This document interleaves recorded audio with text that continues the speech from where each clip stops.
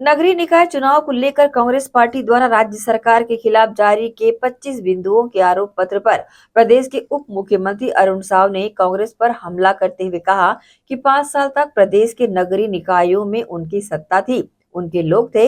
अपने काले करतूतों से 5 साल में उन्होंने जिस प्रकार से शहरों की दुर्दशा की, उसकी चर्चा करने की बजाय आरोप पत्र जारी करके कांग्रेस पार्टी क्या बताना चाहती है। निकायों में तो उनकी सत्ता थी, कांग्रेस काबिज थी। 5 सालों में शहरों की दुर्दशा हुई तो उसका दोषी केवल और केवल कांग्रेस पार्टी ही है। इसलिए कांग्रेस पार्टी के आरोप पत्र में कोई दम नहीं है, कोई आधार नहीं है।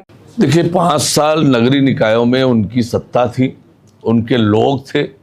अपने काले करतूतों को 5 साल में जिस प्रकार से उन्होंने शहरों की दुर्दशा की, उसकी चर्चा करने के बजाय आरोप पत्र लगाकर कांग्रेस पार्टी क्या बताना चाहती है। निकायों में तो उनकी सत्ता थी, कांग्रेस काबिज थी।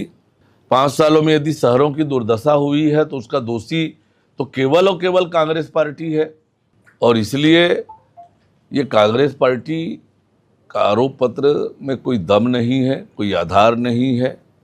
अनावश्यक रूप से जनता का ध्यान भटकाने की कोशिश है। पर छत्तीसगढ़ की जनता ने बखूबी देखा है, आजमाया है इन्हें, और किस तरह से लूट खसोट और अव्यवस्था नगरीय निकायों में हुई है वो सबके सामने है। और इसीलिए आज नगरीय निकायों में भारतीय जनता पार्टी के पक्ष में एक तरफा माहौल है। देखिए, भारतीय जनता पार्टी का विज़न पूरी तरह से स्पष्ट है। पिछले 1 सालों में हमने जो काम किया है और देश में नरेंद्र मोदी जी के नेतृत्व में सरकार बनने के बाद जिस तरीके से शहरों को आधुनिक बनाने का काम, आधुनिक समय के साथ सुविधापूर्ण बनाने का काम किया जा रहा है, वो निश्चित रूप से उसी विजन को आगे बढ़ाने का काम हम कर रहे हैं। शहर हमारे सुंदर हों, स्वच्छ हों, सुव्यवस्थित हों, इसी विजन से आगे बढ़ेंगे। और आज हमारा घोषणा पत्र आएगा। हम किस दिशा में नगरीय निकायों को ले जाना चाहते हैं उसकी झलक, उसका ब्लूप्रिंट एक तरह से उस घोषणा पत्र में होगा। बहुत ही ऊर्जावान और प्रतिभाशाली कलाकार छत्तीसगढ़ी कला और संस्कृति को पूरी मजबूती से आगे बढ़ाने का काम राजेश अवस्थी जी कर रहे थे।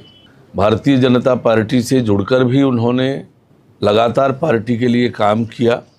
ऐसे ऊर्जावान युवा नेता, युवा कलाकार का निधन न केवल पार्टी के लिए वरन संपूर्ण छत्तीसगढ़ के लिए अपूरणीय क्षति है।